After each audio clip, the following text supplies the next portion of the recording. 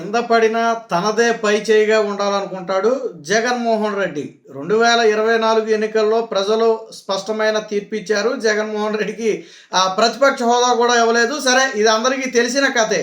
అయినా కానీ జగన్మోహన్ రెడ్డికి చంద్రబాబు గారిని ఎలాగైనా సరే జైలుకు పంపాలి. ఆల్రెడీ ఆయన మీద ఉన్న కేసులో ఆయన బెయిల్ మీద ఉన్నాడు కాబట్టి దాన్ని రద్దు చేసి ఎలాగైనా ఏదో ఒకటి చేయాలి. ఇటీవల కాలంలో ఏదో జగన్మోహన్ రెడ్డి కూడా 2-3 నెలల్లో ప్రభుత్వం కూలిపోతున్నారో ఎవరో వైసీపీ నేతలు వ్యాఖ్యలు కూడా చేశారట. అంటే మొత్తానికి చంద్రబాబు గారి బెయిల్ ఏదో ఒకటి చేసి రద్దు చేయించి ఆయన్ని ముఖ్యమంత్రి పీఠం నుంచి దింపాలి అనేది జగన్మోహన్ రెడ్డి ఉద్దేశమో ఏమో తెలియదు. కానీ గతంలో జగన్మోహన్ రెడ్డి అధికారంలో ఉన్న సమయంలో నాడు చంద్రబాబు గారికి బెయిల్ వచ్చింది. 53 రోజులు జైల్లో ఉన్నారు. ఇది మనందరికీ తెలిసిన కథే. అయితే అప్పుడు చంద్రబాబు గారికి వచ్చిన బెయిల్ రద్దు చేయాలని చెప్పి ఒక పిటిషన్ నాటి ప్రభుత్వం వేసింది. అంటే ఒక రకంగా మాట్లాడుకుంటే అప్పుడు జగన్మోహన్ రెడ్డి వేశాడు. సో ఆ పిటిషన్ని ఈరోజు సుప్రీంకోర్టు అయితే కొట్టివేసింది. ఇది ఒక రకంగా వైసీపీకి చెంపపెట్టు లాంటిది. ఎందుకంటే నాడు వీళ్ళు అధికారంలో ఉన్న సమయంలోనే వేశారు, ఇప్పుడు కొత్తగా వేసింది ఏం కాదనుకోండి. అయితే చంద్రబాబు గారి బెయిల్ పిటిషన్ ఎందుకు కొట్టివేయాలి అనడానికి వాళ్ళు కొన్ని కారణాలు చెప్పి పిటిషన్ వేశారు.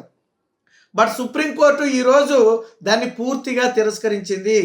చంద్రబాబు గారికి ఆల్రెడీ బెయిల్ వచ్చి ఏడాది దాటిపోయింది. దాంట్లో ఆల్రెడీ ఛార్జ్ షీట్లన్నీ కూడా దాఖలు చేశారు. కాబట్టి ఇప్పుడు దీని మీద ఈ విషయంలో మేము జోక్యం చేసుకోలేమని చాలా స్పష్టంగా సుప్రీంకోర్టు అయితే చెప్పింది. ఒక రకంగా పాపం జగన్మోహన్ రెడ్డి 100 కోట్లు 1000 కోట్లు పెట్టి లాయర్లను పెట్టి వాదించిందంతా కూడా నిరుపయోగంగా మారిపోయింది. జగన్మోహన్ రెడ్డి నాడు చంద్రబాబు గారిని ఇరికించడం కోసం, తప్పుడు కేసులు ఇరికించడం కోసం లాయర్లకు ఎంత ఖర్చు పెట్టాడో బహిరంగ సత్యమే.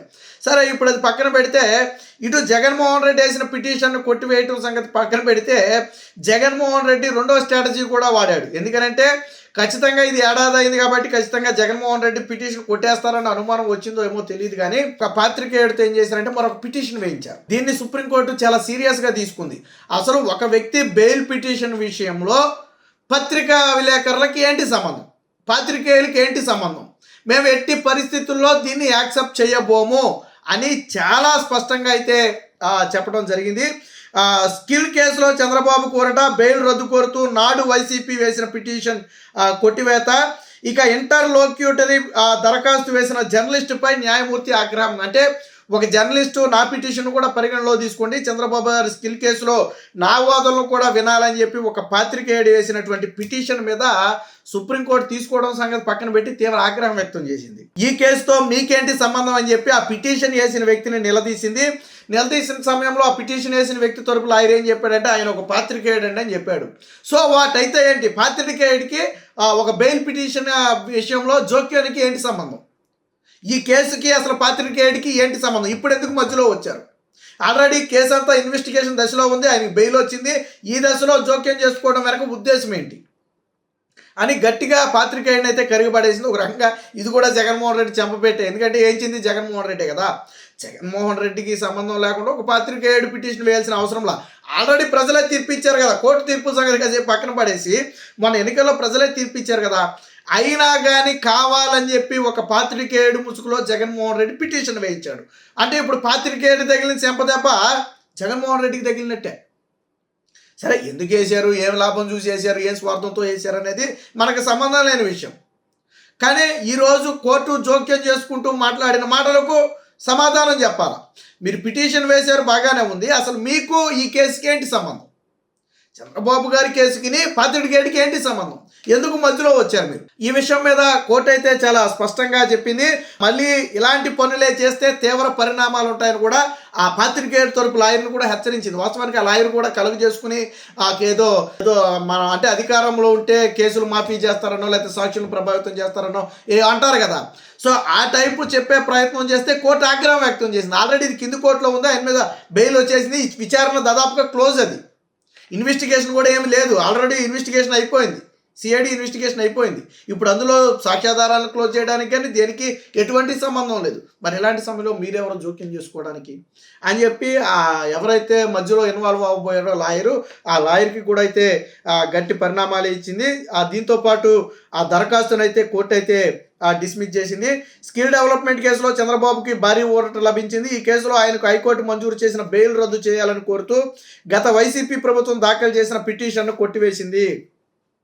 ఇప్పటికే ఛార్జ్ షీట్ దాఖలు చేసినందున బెయిల్ రద్దు విషయంలో జోక్యం చేసుకోలేమని బేలా ఎం త్రివేది జస్టిస్ అలాగే ప్రసన్న బాలచంద్ర వారితో కూడిన ధర్మాసనం అయితే తేల్చి చెప్పింది. గతంలో ఆల్రెడీ బెయిల్ అనేది హైకోర్టు మంజూరు చేసింది. సరే, అది కొన్ని క్రెడిట్స్కి లోబడి బెయిల్ అయితే మంజూరు చేసింది.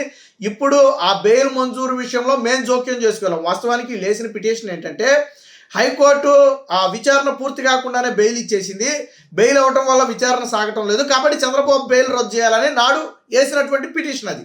సో హైకోర్టు ఏదైతే ఈ బెయిల్ పిటిషన్ కొట్టివేసిందో ఈ విషయంలో ఇప్పుడు మేము జోక్యం చేసుకోలేమని సుప్రీంకోర్టు చెప్పింది. చెప్పడమే కాదు, ఆ పిటిషన్ కూడా డిస్మిస్ చేసింది. పైగా జగన్మోహన్ రెడ్డి తరపున కోట్ల రూపాయలు ఇచ్చిన రోహత్ గతి వాదించాడు. వాదిస్తే ఆ రోహత్ గతికి ఏం చెప్పిందంటే, మీరు ఏదన్నా ఉంటే హైకోర్టులో చూసుకోండి, ఇక్కడ మా దగ్గర కుదరదని చెప్పి కోర్టే స్వయంగా రోహత్ గతికి చెప్పింది. పైగా కేసును వాపస్ తీసుకోమంటే రోహత్ గతి దానికి నిరాకరించడంతో కోర్టే డిస్మిస్ చేసింది. అంటే ఈయనేమన్నాడంటే, మేమైతే వెనక్కి తీసుకోలేము, మీరే డిస్మిస్ చేయమని చెప్తే కోర్టే ఏం చేసింది, వెంటనే ఈ పిటిషన్ అయితే డిస్మిస్ చేస్తున్నాం కాబట్టి చంద్రబాబు బెయిల్ పిటిషన్ సుప్రీంకోర్టులో విచారించబడదు, మీకు ఏదైనా ఉంటే హైకోర్టులోనే చూసుకోండి అని చెప్పి స్పష్టమైన ఆదేశాలు ఇస్తూ, అలాగే ఈ న్యాయమూర్తికి కూడా ఏమని చెప్పింది, మరొకసారి ఇలాంటి పనులు చేయవద్దు, ఈ చంద్రబాబు గారి కేసుకి పాత్రికేయులకి సంబంధమే లేదు, ఎందుకు మీరు జోక్యం చేసుకోవాల్సి వచ్చింది, దీని వెనక ఉన్న ఇంటెన్షన్ ఏంటి, చంద్రబాబు గారి కేసులో మీరు ఇన్వాల్వ్ అవడం వెనక ఉన్న ఇంటెన్షన్ ఏంటి,